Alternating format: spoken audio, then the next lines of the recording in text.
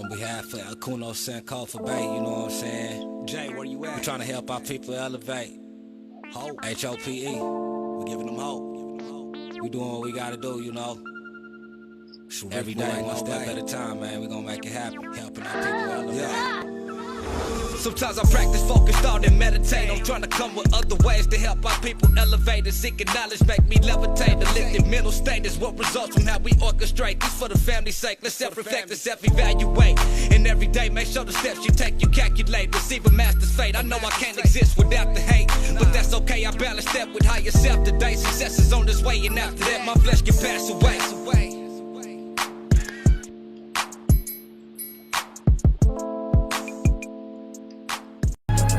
I've been thinking back, I'm tripping out on shit like yesterday. I was fucked up since day one. You think I would know my name? I tell all my brothers wait, cause I don't understand the game. I've seen too many souls, go ahead and try and cheat the fate on. It's my archetype. I live my life with that eye open and it's seeing light. All right, peace, fam. I want to say first, I want to say welcome. Thank you for being on the show, you know what I'm saying? Of course, bro. Thank you for having me. Can you tell the viewers a little bit about who you are, where you're from, and how you got started in music? What's up, guys? My name is Mavin Kakkar. I'm a music artist at heart, but I'm a spiritualist. I do a little bit of like spiritual work and guru stuff and life coaching stuff. But music was my first ended play. I started when I was like 13. Started off like everybody, pretty much brokenhearted. I actually was stealing some shit off of my friend. Just wanted to see what the heck could happen, just because I was going through the emotional side of it. And then it became my clutch. It was my poetic justice, I guess, when I get through my emotional stuff, gets me out of my routes. And then 10 years later, shit, I got my own studio, been working hard, just haven't give up. Now, you've been doing music over 10 years, right? Yeah, it's coming around 10 years now. How has your sound evolved since you first got started? My sound has changed a lot. When I first started, bro, that was complete garbage. I don't even try and say it like, oh, bro, like I made bad music. No, like that was complete garbage. Like I got bullied. I deserve to get bullied for it. I'm not even gonna lie. But that made me, push harder to get to a certain like level. At first, it was trying to like train my vocals because I wasn't very good vocally. I had some good lyrics, no good melodies, nothing. So it was very much like scratch work to where I am now, 10 years later. Definitely played around with a lot of different genres. I worked in the studio for like 6, 7 years. So as a vocal engineer, so I played around with a lot of different genres and different artists. So now it's just a complete versatility, just having fun, complete transformation of 10 years, bro. 10 years is a long time, especially doing different music. It's not just me trying to concentrate one sound. It's like concentrating me as an artist. That's the best way to explain it. Mm-hmm. Now let's kind of jump forward a little bit. Let's get into, like, you know what I'm saying, your music and your upcoming album. You know what I mean? We finna finish the year off, so offline, I mean, we talked about it. I mean, you got an album dropping, you know what I'm saying, next year. Can you tell us about what it? All right. Can you tell us a little bit about what inspired that project? Yeah, so right now in Q4, we're banging out like almost 2, 3 songs every month for the rest of the year, and that's all leading up to this big project in March called Pink Roses From Me to You, and it is an album inspired by God. Like I said, I took a very big U-turn in my life with the spiritual path kind of stuff, and it definitely changed a lot of perspectives in my life. I used to be diagnosed with bipolar depression, had a lot of, essay attempts or whatever the heck it was at a young age, on myself, and went through a lot of mental trauma, best way to explain it. But the spirituality, the actual, religious quote unquote side of it had helped me transpose a lot of those ideas and helped me bring those into the music. And I think this was the first time that I actually allowed myself to create a project and not just a song around that idea and those motives, as that has really been my driving force. A few of my singles have been touch base on like where that mindset has got me and who I became because of it. But this project is really like the bread on the butter of the journey, God talking straight to me. Like I haven't held any words back, haven't held any lyrics back. Like you can ask all my friends, all the shit's like kind of one take half the time. It'd be heavy. It'd be heavy. Let's talk about, you know what I'm saying, the artistic vision. Like, what does this moving towards this God album, you know what I'm saying, mean to you artistic wise? Yeah, so I think two things happened. One was the mindset shift, and then also two is kind of like the outside, the exterior look of it. So one was a mindset shift where it was like, now I'm not really searching for anything as an artist. I know I am the artist I am. There's not like any numbers I want behind it. There's not a certain amount of money I need behind it. Not nothing. It's more the actual encompassment of the actual sound itself, the music itself, and what it needs to bring to the value. And then the other side of it, like I said, is the external. It's just realizing that, I don't need, like I said before, a certain amount of things to get that vision across, and it's realizing that the music is the bread and butter, and then everything else will follow through behind it. And my mindset has literally been that, just bringing and preaching God's words through the music. That's it. Do you have like any collaborations or you got any favorite tracks on the album? You know what I'm saying? You want to talk about? Ooh, favorite tracks on the album. I do have a few favorite tracks. There is no collaborations on this album, but there is a few collaborations coming out before and after the album that I have, with a few cool artists. NIK, Blackwoods. Um, I was trying to get Ferry, but he got to contact me back. So there's a few features that I got going and cooking right now. But on the album itself, there is no collaborations. Best song has got to be "Talk to God for a Minute." "Reckless" has been a fan favorite so far. And actually, "Thinking Bigger" has definitely been the one song I've been like blasting 24/7. Let's talk about your clothing line, Heaven's Descent. You know what I mean? Like, what's the vision behind it? Yeah, so Heaven's Descent is actually a collaboration. It's a production company first. So we pretty much are trying to help artists just expand their network, expand their vision. It's kind of like what you're doing here, but more on the sense of like performance type videos, a little bit different type of interviews. And then it kind of transposed into having a clothing line that kind of encompassed the vision and allowing different artists and different people to also be part of the collaboration just at their seat of their home. Okay, how long y'all been doing that? That the collaboration started literally, that was my first project ever in the music industry, technically by myself. That was like 5, 6 years ago. That's when we started. The clothing line started last year. That's been doing pretty good. We have one shirt out now. It's the Pray for Me tee, which is like this awesome skull nun thing. And then we have another sweatshirt coming out later in February, around the time of the album. You're the first person to ever know about that. I kind of jumped the gun, but I'm gonna go back. But do you see your music and Mhm. fashion as part of the same creative expression? Yeah, so I think life is my creative expression. I realize that music is only just like the tip of the iceberg for me. I feel like living this goes back to the spirituality. Living who I am and living that artistic vision 24/7 is makes me the artist. And including fashion, whether I put on some sweatshirt that is mad comfortable and it's mad clean, or I just put on some mad drip. Yeah. All right, so you also run a spiritual coaching program and you do tarot reading. How does that influence your music and creative process? Yeah, bro. So it goes back to when I was talking about that God album and really just trying to encompass what exactly is that creative little spark that's kind of coming through and not letting any ego kind of come and play. So not trying to change any of the translations or any of the energies that's trying to play through the music, or also not trying to make music encompassing like an end goal or like expecting something out of it. I realized that like that was really my clutch of just trying to make music to get to a certain level of like ears or something like that. What's really helped me with creating better music for myself, especially with the spiritual stuff, is realizing like there's no end goal. It's just about making that pure music that is really connected to myself. So I like that response. Thank you. Uh, do you have any advice or insights? You know what I'm saying, for someone who's getting into spirituality or tarot? Yeah. Two things I preach every single day: that there is no good or bad, and there's no time. It just is. Okay. And once you understand those principles, nothing ever good or bad could ever happen to you. You're just living life and you're going through the motions in the most positive way. You just chase your joy. Chase your joy and you will be happy. Everything else is just a stressor based off ego, and we live in an ego world. So if your joy is to make music, is your joy is to paint all day, go do it. And I promise you, if you believe it, and if you believe it like a fairy, God will take care of it. That's it right there.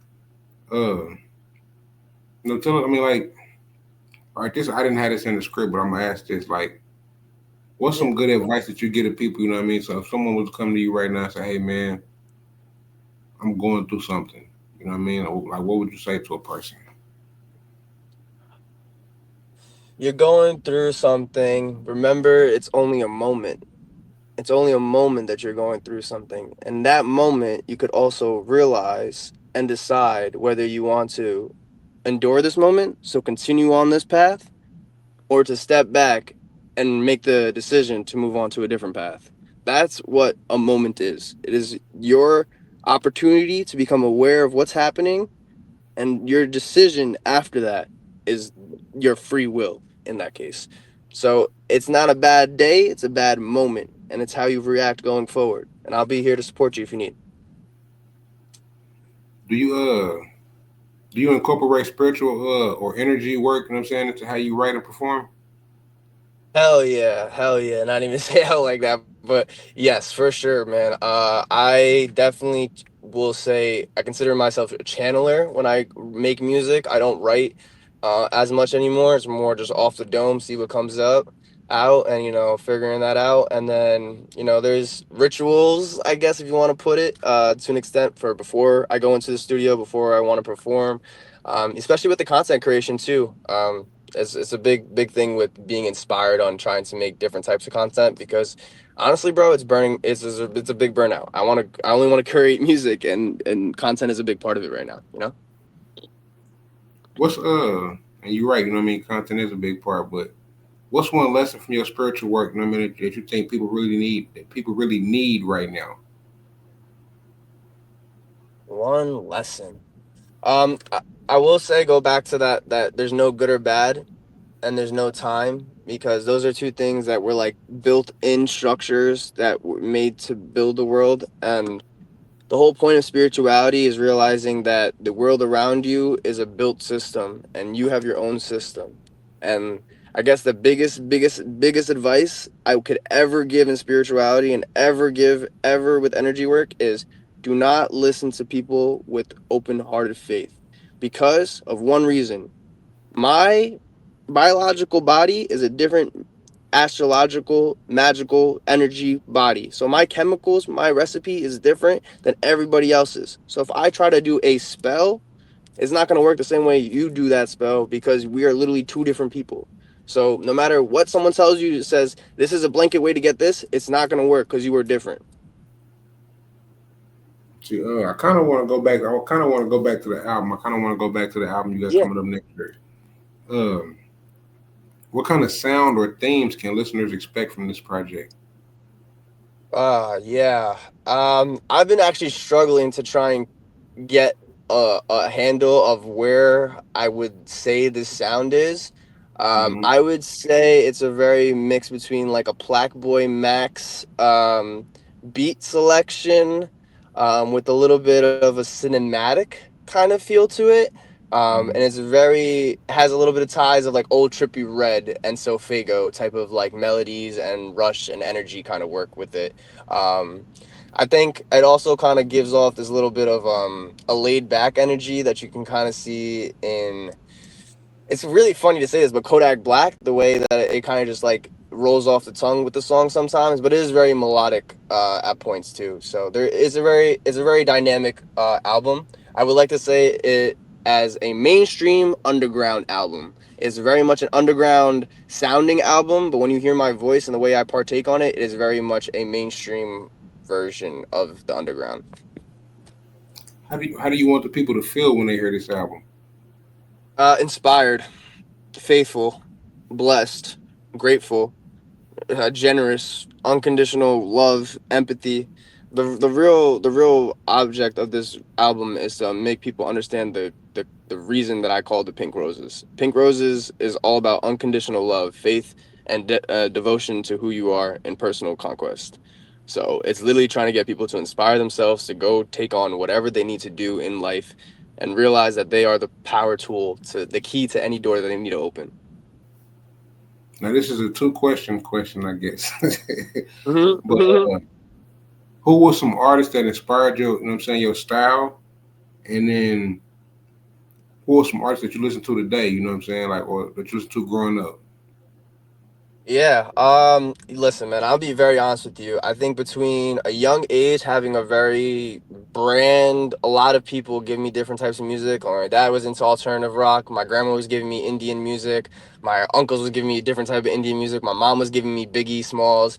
My cousins were giving me fucking Lil Wayne and Drake. So I had a big upbringing just off the jump, like very, very start-ended. And then when I got into music, I also was working in the studio 24/7 with different genres, different artists. So it's very hard for me to like really put up a list and curate people. I started, like I said, from the beginning, Biggie, X, uh, Trippy Red, who else was there? Eminem, of course. It's funny as shit, but like, was Macklemore, because he was like the first person that I really just like, oh, maybe I could rap like him type shit. And I don't know, like I've always been able to kind of grab inspiration from different artists, as I've been able to see artistry as art, like no matter what it is. Like I've definitely seen people like make bad music or bad versions of music for the wrong reason, but you could still see an artistic capability behind people and like can take inspiration from that always. It's my kind of key takeaway. If you can collaborate with Oh, any artist, whether they were deceased or alive, who would you want to collaborate with? um, deceased or alive? X for sure. Feel like that one probably is the number one for sure. Um, Michael Jackson. I feel like I definitely want to step more into more of like a poppy type of vibe sometimes, and I feel like constrained, and I feel like he'd be able to help me out on some weird shit because I loved his music as a kid. And then one more. Honestly, Biggie Smalls, bro. I want to. There was like a very, very potent memory I had back in college. I was in Pittsburgh, and this girl came up to me while I was freestyle. She's like, "You ever get told you sound like Biggie Smalls when you rap?" And like coming from a person who came from New York, my mom's that's her favorite rapper, bro. That was like me, bro, me. So I gotta say Biggie. All right, let's go back to the clothing line. Like, how can Mhm. people check out and support your brand or the brands? Yes. So it's pretty simple. Everything you ever need to know about me is my first and last name.com. Mavin, Mavin, Kakkar, Kakkar.com. And you can literally open up everything. My life coaching stuff, my clothing line. You can get my production work. You could actually download PDF documents of me trying to give you like advice and whatever you want to call it. Like there's a lot of information on my website. I even have a calendar so you can see like different days I'm doing shoots or stuff like that. All right, now let's have some fun questions. You know what I mean? But Who's your favorite artist out right now? ah fuck. Um, Bro, I'm not gonna lie, Tame Impala's new album is fire. Mhm. Also this guy named R2R Mo, he does like sexy drill type of stuff. I genuinely love his music, even though he's been a little bitch to me in real life. But his music is dead tough and underrated, but still one of the greatest is Tana, or Baby Santana when he first came out. Bro, that man is young as hell, and he is very much always been on the precipice of new sounds and new generational music. So I love his music. What are some go-to food spots in New York? Ooh, food spots. Bro, I'm not gonna lie. My uncle owns a spot named Bukhara Grill. That shit's tough. What else do I got over there? Where, frick, it just depends on where you are at, man. Yo, I'm not gonna lie, you got any of those halal spots? Those carts are freaking great. Mhm. Don't get any of the cart hot dogs though. That's literally death. Don't do that to yourself. You got to be careful with the pizza shops because if the pizza shop don't got a line, it's probably trash. Um, and tacos are pretty good, but you got to get the tacos from the late night spots. If they close early, the tacos are trash. That's kind of my takes. All right, so what's something or one thing that the studio must have or must have right Ooh. in the studio? Personally, bro, I need some type of art in the studio. Like I hate a contemporary ass studio. A clean ass studio, in my opinion, is boring as shit, bro. My shit needs to look like an acid trip, and then that's the only way I can create. Like I really wish we were in my studio for right now for this recording, but I was just at a work event or something. But you literally see my studio literally an acid trip. I swear to God, What's one word to describe your upcoming album? unconditional. I like that. That's right. All right, Yeah. that's my fun little clue. I'm saying I like those responses. Thank you, All right, bro. Yeah, unconditional or unapologetic. I think both of those are very much on par for those. all right. Like I'm saying building with you, you know what I'm saying, offline. You seem very purpose driven. What Yeah. keeps you motivated after a decade in this game? So it goes back to that question of like, why do you do music? Um, I'll be straight with you, bro. I wake up every single fucking day. I listen to my music. I create content for my music, and I make more music. There is nothing else that fucking matters to me, and it's been that way for 10 years. Every single time I try to deny the fact, I try to put something else in between my life, try to bring in some type of stability for some other type of way of life. It goes away very very fast. Even this tarot stuff, bro. I posted a video today. I was like, dude, I'm getting like literally blockages on this side of my life, and then I'm getting my music side of my life open back up. It's just like things will happen for a reason, the cycles of life. I guess it's just being dedicated, being grateful for the opportunities that were given, being grateful for the experiences that were given, being grateful for the growth that I've seen in myself. Mm-hmm. Whether it be just in my studio, like, bro, my studio was complete garbage, dog shit USB mic to literally having my own studio that I can record people out of by myself. You know what I'm trying to say? So it's like, it's a very much a big difference in 10 years, whether it be just the sound itself or just the material side of it. But it very much has always been that in the end of the day, I will become depressed if I don't do music. It's the very end goal of it is I have always became super depressed, super sad, and just not want to give a fuck about life unless I'm doing music. And this is probably the first time after a few years that I've really gave myself the okay, the go ahead, the green light to be fully in it. And on top of that, I'm at the point in my life where I am fully in it. There really isn't anything holding me back. So that's where I'm at. It's where it is.